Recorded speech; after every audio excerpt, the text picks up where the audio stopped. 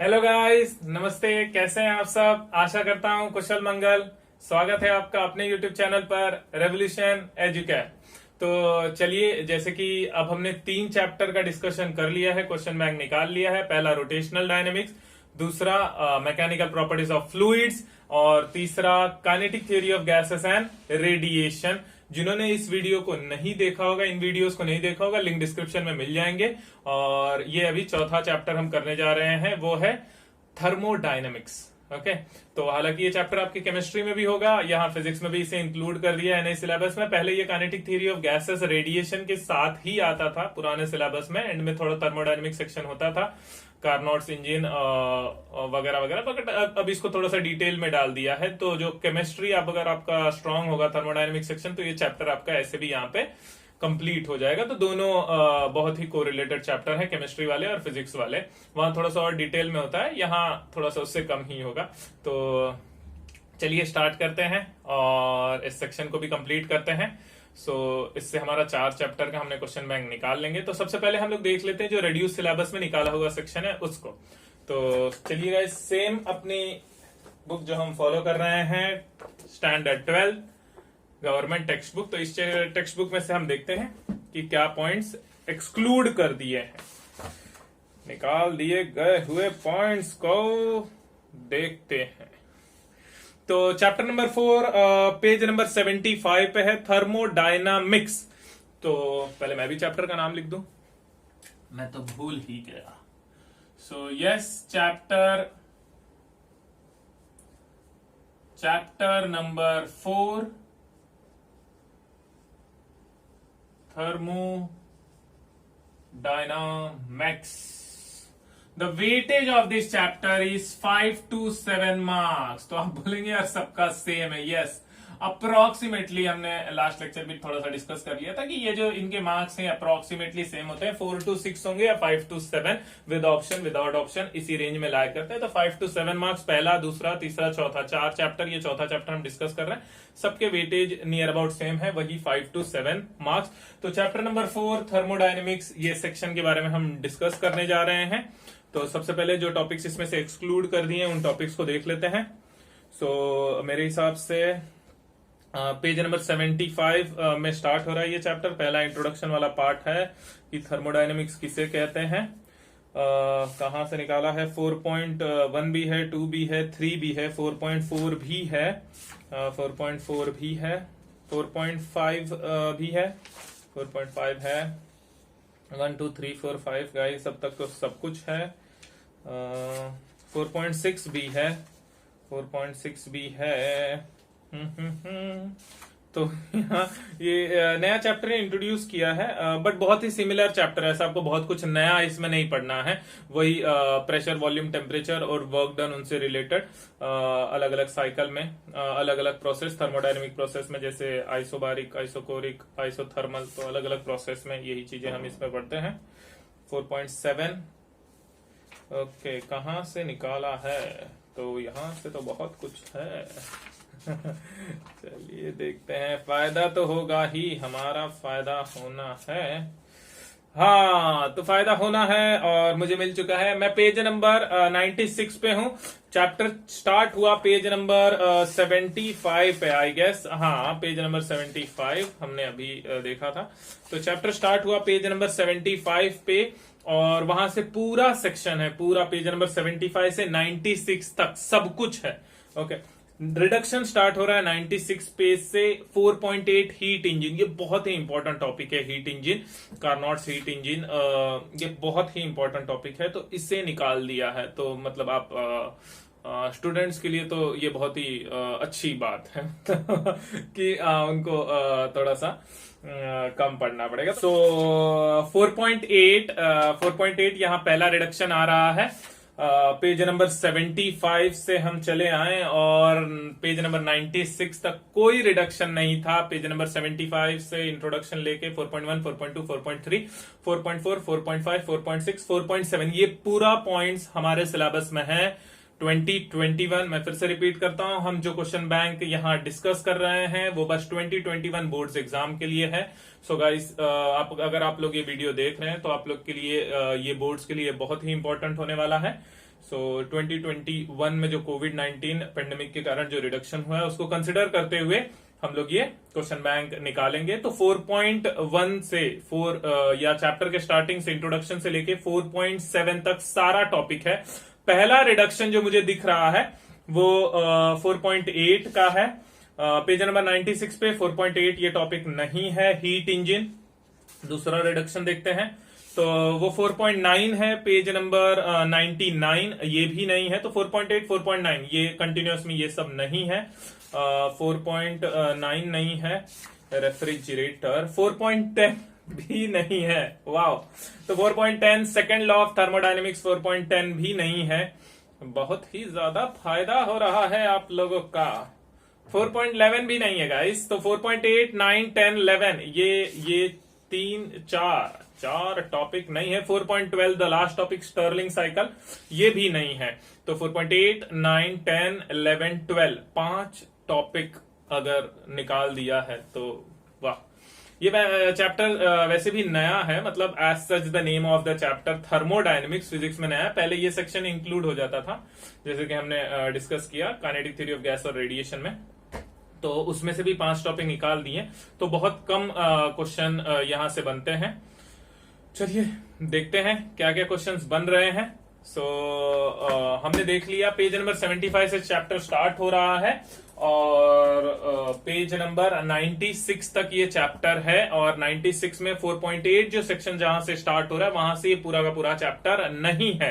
तो आपको बस पेज नंबर 75 से 96 तक इस चैप्टर को पढ़ना है और उन सेक्शन से निकाले हुए क्वेश्चंस मैं आपको दे रहा हूं। तो अगर आप क्वेश्चन वाइज पढ़ना चाहते हैं तो आपको बस ये छोटा सा क्वेश्चन बैंक करना है। बहुत ही कम क्वेश्चंस बन रहे हैं, तो सभी लोग ध्यान से। तो पहले हम लोग डिस्कस कर लेते हैं चैप्टर का वेटेज है 5 to 7 marks. Chapter number 4 thermodynamics 1 marker question. तो स्टार्ट करते हैं हम लोग 1 मार्कर क्वेश्चन से। तो पहले वो क्वेश्चंस जिन्हें 1 मार्क के लिए पूछा जा सकता है इनसे स्टार्ट करते हैं। तो हालांकि हमको पता है इसमें क्या आ जाएंगे, तो सबसे पहले हमारा डेफिनेशन आ जाता है।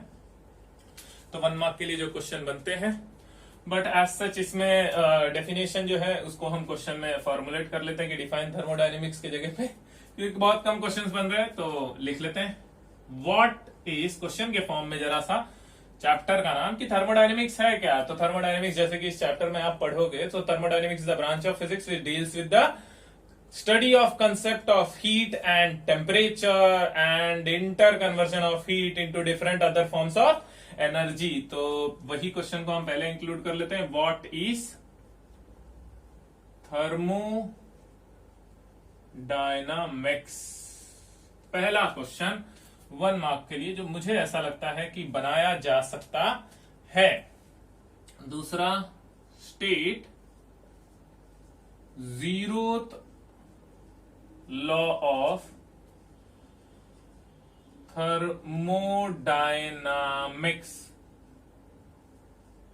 ओके, ये दूसरा क्वेश्चन हो जाएगा, state zeroth law of thermodynamics. इसके साथ साथ जैसे कि आप जीरोथ लॉ ऑफ थर्मोडायनेमिक्स पढ़ेंगे तो इसके सिग्निफिकेंस पे आप सिग्निफिकेंस वाले पॉइंट्स दिए हैं उनको भी पढ़ सकते हैं, वो भी इंपॉर्टेंट है। जब मैं एक टॉपिक हेडिंग लिख रहा हूं तो उसके बारे में थोड़ा सा डिटेल आप पढ़ लीजिएगा, क्योंकि ये टॉपिक एकदम नया है तो बोल नहीं सकते यहाँ क्वेश्चन कैसे बनेंगे। बट फिर भी मुझे इतना गारंटी है कि जो क्वेश्चन हम पिकअप कर रहे हैं बहुत ही स्टैंडर्ड क्वेश्चन है और ये जरूर से जरूर एग्जाम में आएंगे। और 4 से जैसे 5 से 7 तो मतलब हार्डली आप 2 से 2 क्वेश्चन एक्सपेक्ट कर सकते हो, कहीं 2 मार्क में आ जाए, 1 मार्क के लिए आ जाए और एक 3 मार्क के लिए बन जाए। तो ऐसे क्वेश्चन बनेंगे इन टॉपिक से। तो हम काफी ज्यादा क्वेश्चन बैंक लेके चल रहे हैं, तो इतना अगर आप पूरा करते हैं तो आप उन क्वेश्चंस को अटेम्प्ट कर सकते हैं। अटेम्प्ट जरूर करेंगे, आपका पेपर पूरा आप अटेम्प्ट कर पाओगे। Okay, so don't worry, follow this question mark. तो जब मैं बोल रहा हूँ state zeroth law of thermodynamics, तो यहां बस आपको लॉ स्टेट करना है।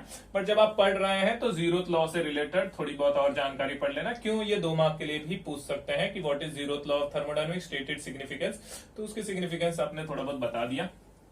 तो ये क्वेश्चन नंबर 2। क्वेश्चन नंबर 3 पे आते हैं।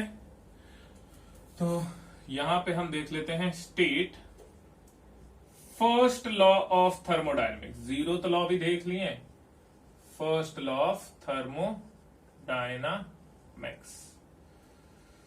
सो ये हो गया क्वेश्चन नंबर 3। बस 4 क्वेश्चन ही। हर बार हम 1 मार्कर में बहुत कम ही क्वेश्चन देखते हैं डेफिनेशन में। तो यहाँ पे what are quasistatic process, what are quasistatic process. तो बस गाइस मुझे ऐसा लगता है कि ये 4 क्वेश्चन जो सेक्शंस हैं 4.7 तक ही है, तो 4.7 तक ये 4 क्वेश्चन पूरी तरह 1 मार्कर, मतलब जो छोटे क्वेश्चन है, हालांकि जो बड़े क्वेश्चन है उनमें भी हम काफी सारा कंसेप्ट कवर करते हैं। सो देखते हैं। तो ये 4 क्वेश्चन मेरे हिसाब से जो स्ट्रेट फॉरवर्ड बन सकते हैं 1 मार्क के लिए, वो मैंने यहाँ पे लिख दिया है। इसे आप नोट डाउन कर लीजिए और फिर आगे हम बढ़ेंगे 2 मार्क के सेक्शन के लिए। सो गाइस इसे फटाफट नोट डाउन कर लीजिए। चलिए, आप लोगों ने नोट कर लिया होगा तो मैं इसे रब करता हूं। हम आगे बढ़ते हैं हमारे नेक्स्ट सेक्शन जो है 2 मार्क्स के लिए, 2 मार्क वाले सवाल, 2 मार्क वाले क्वेश्चंस। देखते हैं कौन से बन रहे हैं। सो 2 मार्क्स क्वेश्चन। तो वेटेज मैंने लिखा है इस बार, इस चैप्टर का वेटेज पहले से लिखा हुआ है। तो चलिए देखते हैं 2 मार्क के लिए क्या क्वेश्चंस आ रहे हैं। पहला question, right a short note on internal energy of a system. Write a short note on internal energy of a system.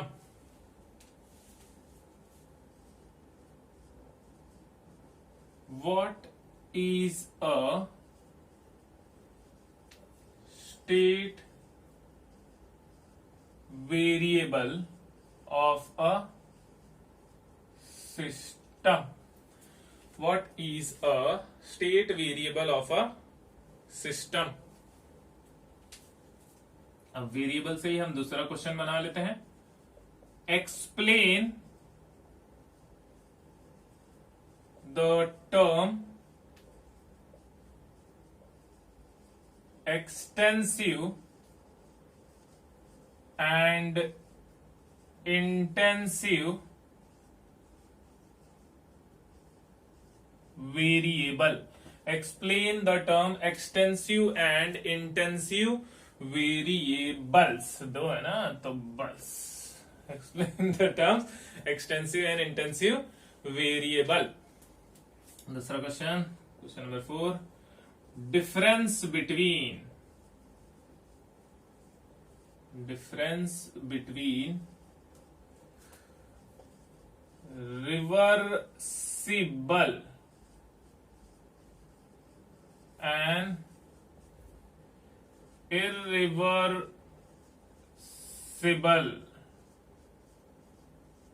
Process. तो ये आप देखोगे कि आप केमिस्ट्री के थर्मोडायनेमिक्स में पूरा पढ़ रहे हैं।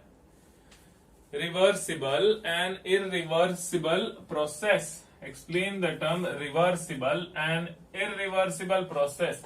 ये सब आप केमिस्ट्री में पढ़ रहे हैं। रिवर्सिबल प्रोसेस क्या होता है, इरिवर्सिबल, तो ये बस फिजिक्स में आपको आ गया।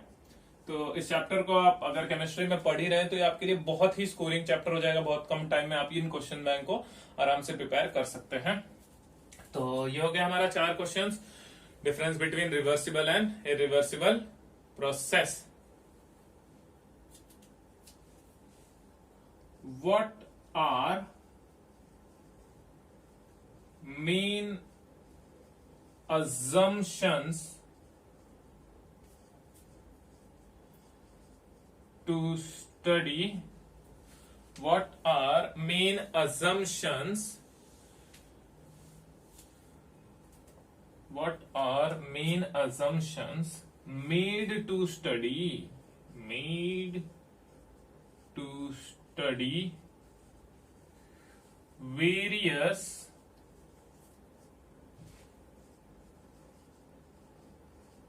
thermodynamic process?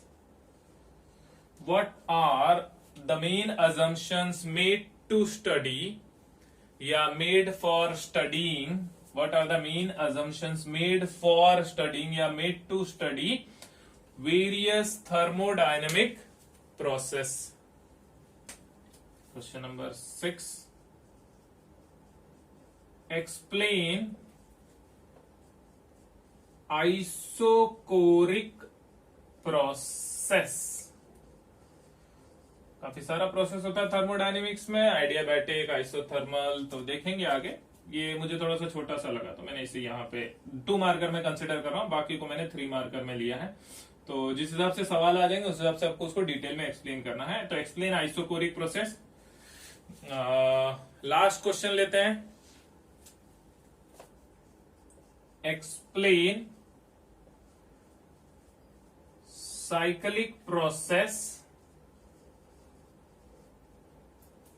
with neat labeled diagram। explain cyclic process with neat labeled diagram। तो साइक्लिक प्रोसेस आपको एक्सप्लेन करना है विथ नीट लेबल्ड, अरे भाई कौन सा diagram, PV diagram PV diagram. तो कौन सा डायग्राम, तो यहाँ प्रेशर वॉल्यूम डायग्राम के हिसाब से हमको साइक्लिक प्रोसेस एक्सप्लेन करना है। Explain cyclic process with neat labelled PV diagram. तो 7 क्वेश्चंस हम यहाँ पे निकाल रहे हैं, जो 4.7 टॉपिक जहां तक है अपने सिलेबस में। तो आप लोग देख सकते हैं कि टीजी रेडिएशन में भी मैंने अप्रोक्सीमेटली 7 क्वेश्चन ही निकाले थे, यहाँ पे भी 7 क्वेश्चन। तो बहुत ही कम क्वेश्चन आप लोगों को मिल रहे हैं पढ़ने के लिए, तो मौके का एडवांटेज उठाएंगे। ओके, बहुत कम क्वेश्चन है, ये सारे के सारे क्वेश्चन आप अच्छे से बाय हार्ट करेंगे और इस चैप्टर को खत्म करेंगे और ये पूरा का पूरा मार्क्स अपना बनाएंगे। ओके गाइस, तो ये 7 क्वेश्चन यहाँ कंप्लीट करते हुए इसे नोट डाउन कर लीजिए आप लोग, फिर हम आगे 3 मार्क का सेक्शन देखते हैं। चलिए गाइस, तो अगर आपने इसे नोट डाउन कर लिया होगा तो मैं वाइप आउट करता हूं। तो जाते हैं अपने 3 मार्कर क्वेश्चन वाले सेगमेंट पे। इस चैप्टर में अभी तक आइडिया नहीं है कि, क्योंकि ये नया सेक्शन है, नया चैप्टर है।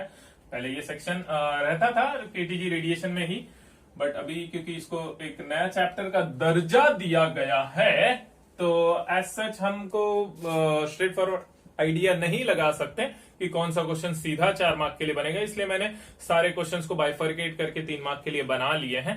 सो 3 मार्क के लिए ही इसमें सेगमेंट में हम क्वेश्चंस देखेंगे। स्ट्रेट फॉरवर्ड मुझे नहीं लगता है कि इससे सीधा 4 मार्क के लिए क्वेश्चन बनेगा, बट 3 मार्क अगर बने तो भी 3 मार्क वाला जो हम क्वेश्चंस अभी देख लेंगे तो उसमें से ही कुछ ना कुछ ऐड करके क्वेश्चन बनेगा। तो ये सेगमेंट अगर हम 3 मार्क वाला अच्छे से कर लेते हैं तो 4 मार्क का क्वेश्चन हम अटेम्प्ट कर पाएंगे, अगर उन्होंने डाला सीधा 4 मार्क के लिए कोई क्वेश्चन तो।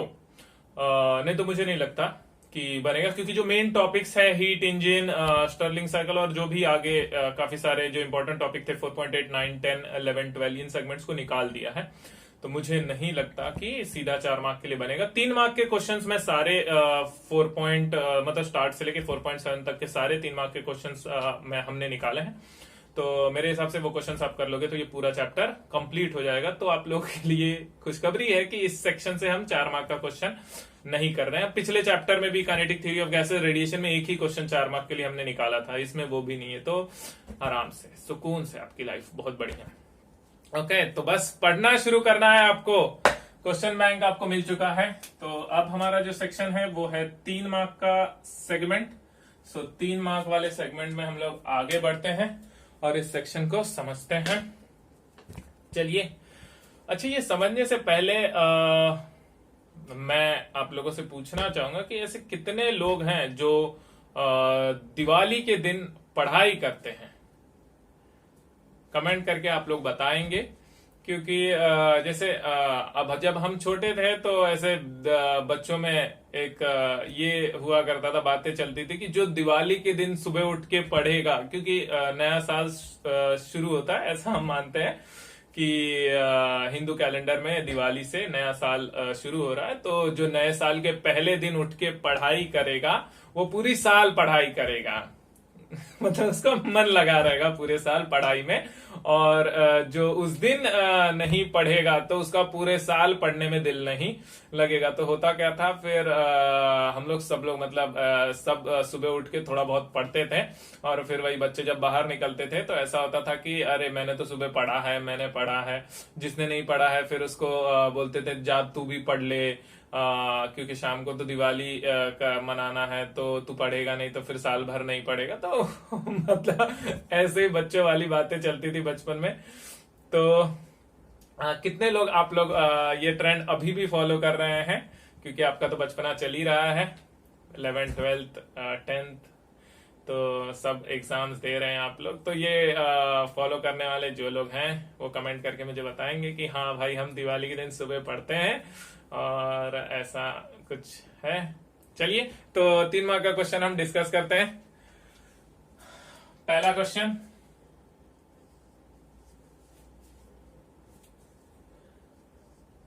Describe in brief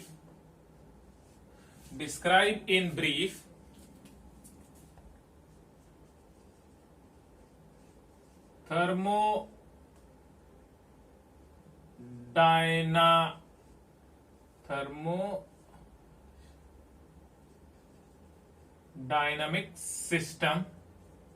describe in brief thermodynamic system. Describe in brief में कई सारे आ जाएंगे। ये पहला थर्मोडायनेमिक सिस्टम है। इसी का सेकेंड पॉइंट आ जाएगा जो आपको डिस्क्राइब करना है, boundary. Describe in brief thermodynamic system, boundary.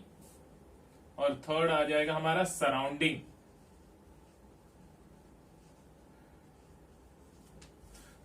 कि थर्मोडायनेमिक में सिस्टम किसे कहते हैं, उस रीजन को डिफाइन करना, बाउंड्री किसे कहते हैं, सराउंडिंग किसे कहते हैं, इसको एक्सप्लेन करना एग्जाम्पल्स के साथ। इसे आपको एग्जाम्पल्स के साथ करना है क्योंकि आपको 3 मार्क के लिए पूछा जा रहा है। तो एग्जाम्पल्स के साथ आप एक पर्टिकुलर एग्जाम्पल लेके इसे एक्सप्लेन कर देंगे।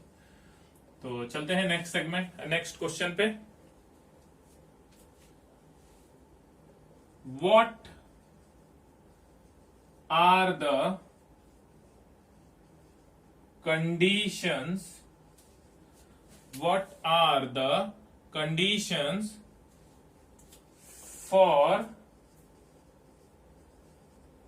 a system to be in, कई सारा इक्विलिब्रियम होता है तो इसको भी हम देख लेते हैं कि what are a condition for a system to be in mechanical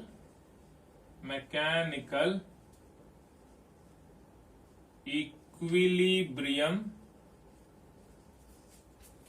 ये मार्कर थोड़ा सा हल्का करते हुए, दूसरा मार्कर भी है हमारे पास, इसे यूज करेंगे। मैकेनिकल इक्विलिब्रियम,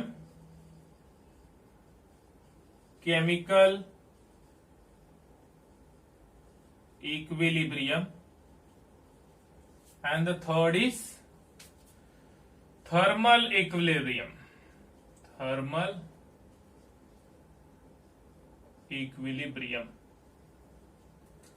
तो what are the conditions for a system to be in mechanical equilibrium, chemical equilibrium and thermal equilibrium. तो ये 2 क्वेश्चंस हो गए हमारे। बढ़ते हैं तीसरे क्वेश्चन की तरफ। 2 क्वेश्चंस देख सकते हैं आप, दोनों क्वेश्चंस में 3-3 पॉइंट्स हैं। तो ये तीनों पॉइंट्स ध्यान से करते हुए, draw PV diagram and explain the term, draw PV diagram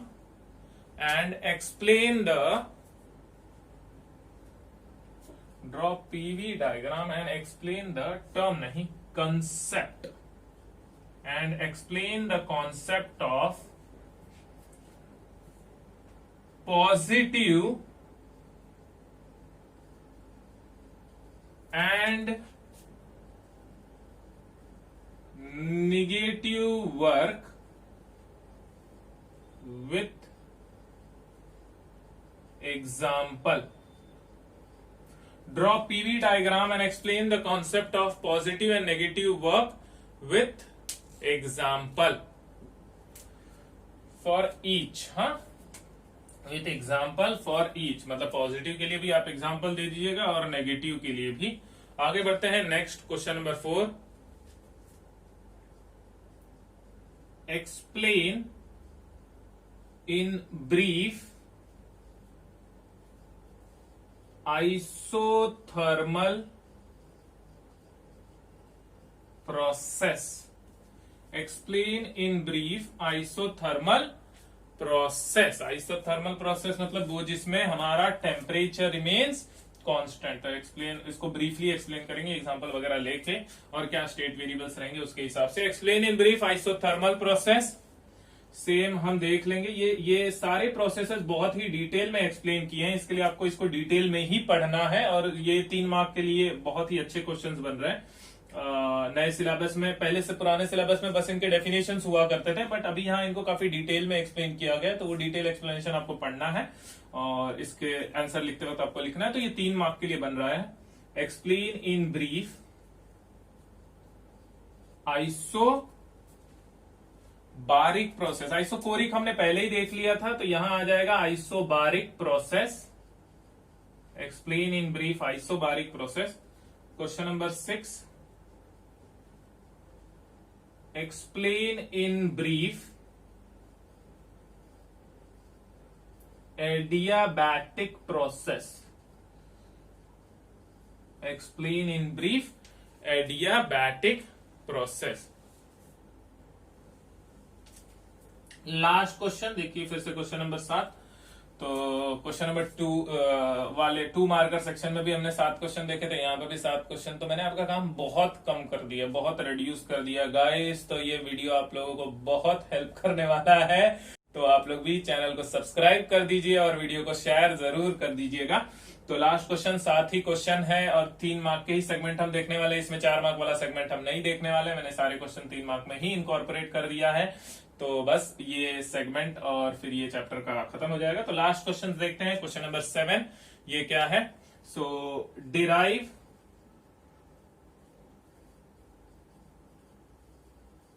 expression for work done.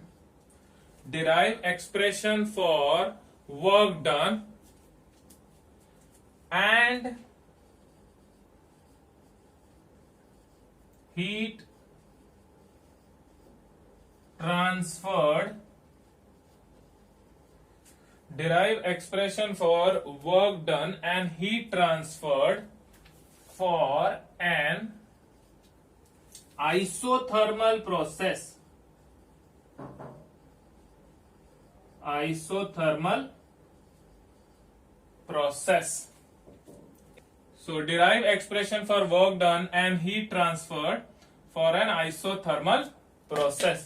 तो गाइस यहाँ पे आपका कंप्लीट होते हुए 3 मार्क का जो सेगमेंट है वो क्वेश्चन कंप्लीट करते हुए, सो ये इतने क्वेश्चन, ये 7 क्वेश्चन आपको पूरा कंप्लीट 3 मार्क दे देंगे। तो इसे भी नोट डाउन कर लीजिए गाइस, और मिलते हैं फिर ये चैप्टर पूरा यहाँ पे कंप्लीट होते हुए।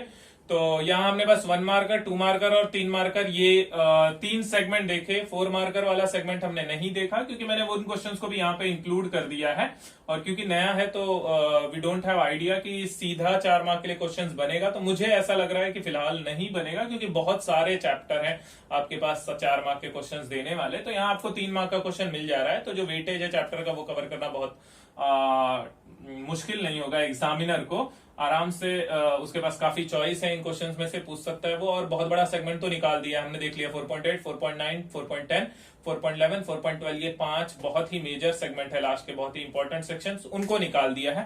सो यहाँ पे अपना question bank for this chapter number 4 thermodynamics complete होते हुए। तो उम्मीद करता हूं आपको बहुत मदद मिल रही है इस क्वेश्चन बैंक से। जल्द ही हम नेक्स्ट चैप्टर नंबर 5 ऑसिलेशन, उसका क्वेश्चन बैंक में अपलोड करूंगा। तो प्लीज आप लोग को पसंद आ रहा है तो चैनल को सब्सक्राइब करिए, वीडियो को शेयर करिए, अपने दोस्तों को भी मदद करिए, और मिलते हैं नेक्स्ट वीडियो में। तो बाय गाइस।